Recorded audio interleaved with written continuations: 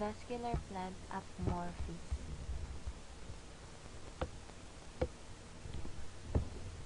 The vascular plants, or Trachyophyta, are more monophyletic subgroup of the land plants.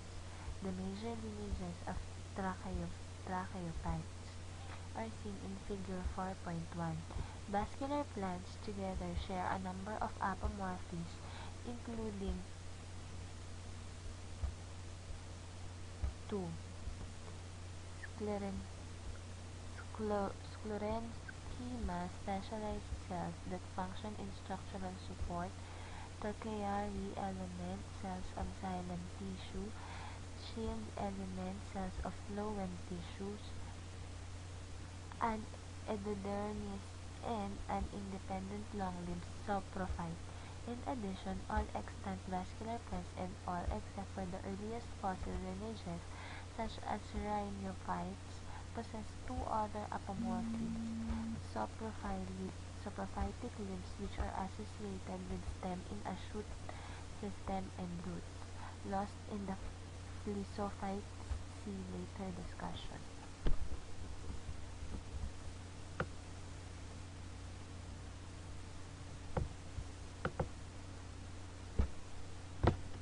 Lignified secondary cell walls.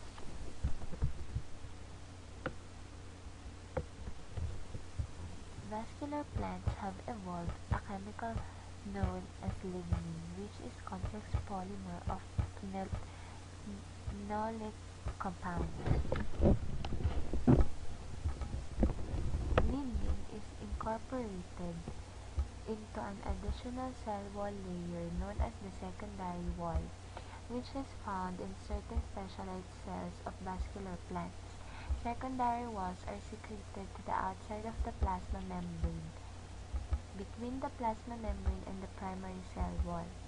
After the primary wall has been secreted, which is also after the cell ceases to elongate, secondary cell walls are usually much thicker than primary walls, and like primary walls contain cellulose.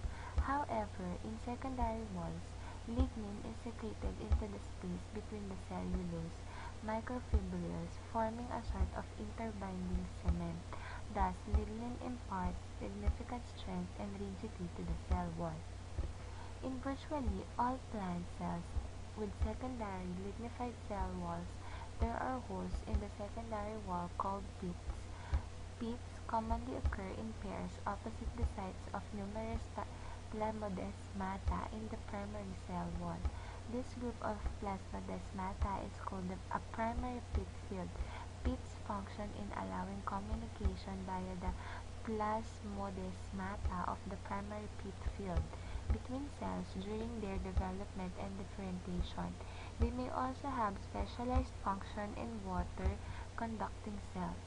Plant cells with secondary walls include sclerenchyma and Torcayae elements.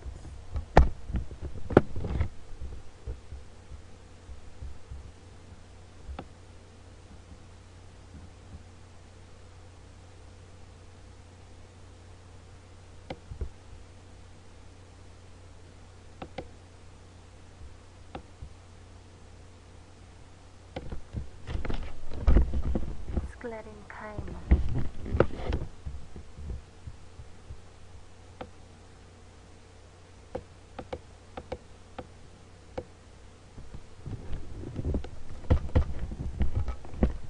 Gr. scleros hard plus enchyma infusion in reference to the infusion of lignin into secondary cell walls are non-conductive cells that have a thick lignified secondary cell wall, typically with pits that are dead at maturity. There are two types of sclerenchyma fibers, which are long, very narrow cells with sharply tapering end walls, and sclerids, which are isodiametric to irregular or branch in shape.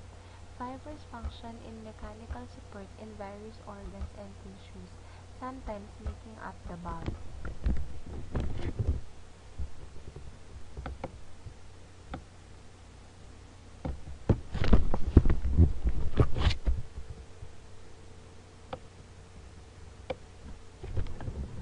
Another type that function in structural support is collenchyma, consisting of live cells with unevenly thickened peptide-rich primary cells wall.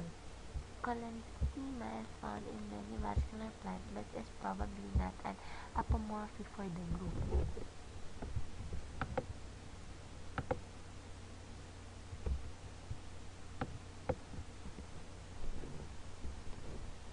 Quaternary elements.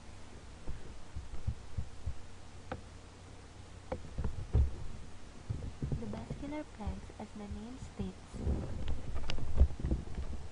have two vascular tissues consisting of cells that have becoming highly specialized for conducting of fluids. A tissue consists of two or more cell types that have a common function and often a common developmental history. Vascular tissue was a major adaptive breakthrough in plant evolution.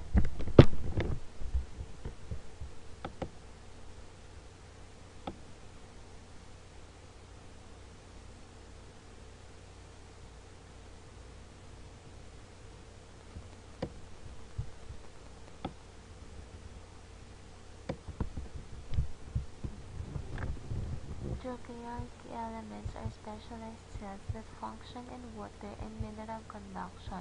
Trochanteric elements are generally elongate cells or dead at maturity and have lignified two-cell walls. They are joined end-to-end forming a tube-like continuum. Trochanteric elements are typically associated with parenchyma and often some sclerenchyma in the common tissues known as xylem. The function of the trochanteric elements is conduct water and dissolve essential mineral nutrients, generally from the roots to other parts of the plant.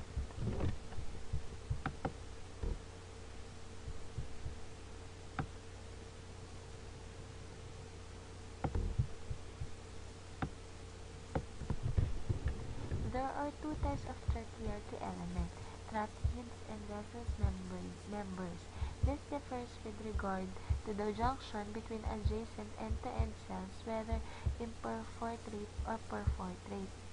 Tracheids are imperforate, meaning that water and minerals nutrients flow between adjacent cells through the primary cell walls at peak pairs, which are adjacent holes in the lignified two-cell wall.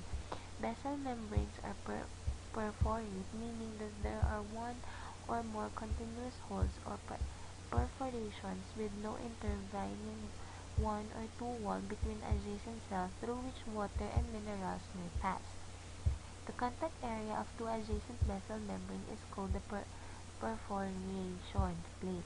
The perforation plate may be compound if composed of several perforations or simple if composed of single opening. Vessels may differ considerably in length, width, angle, and end walls and degree of perforation.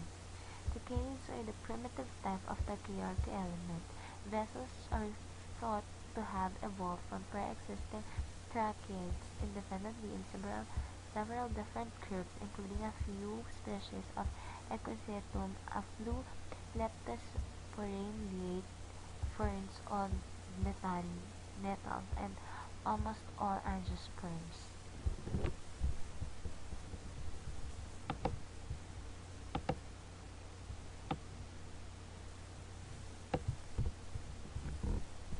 Sieve elements.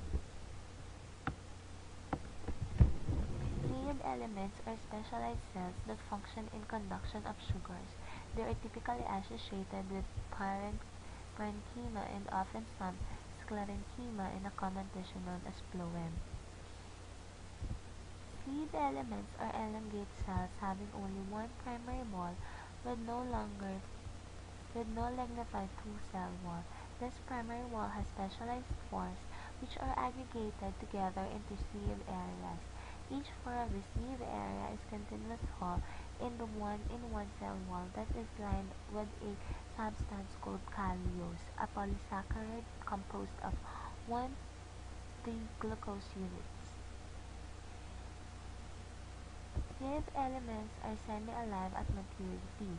They lost their nucleus and other organelles but retain the endoplasmic reticulum, mitochondria, and plastids. Like trachearchy, sieve elements are oriented end-to-end, forming a tube-like continuum. Sieve elements function by conducting dissolved sugar from a sugar-rich source to a sugar-poor sink region of the plant. Source region include the leaves, where sugars are synthesized during photosynthesis, or mature storage organ where sugars may be released by the hydrolysis of starch.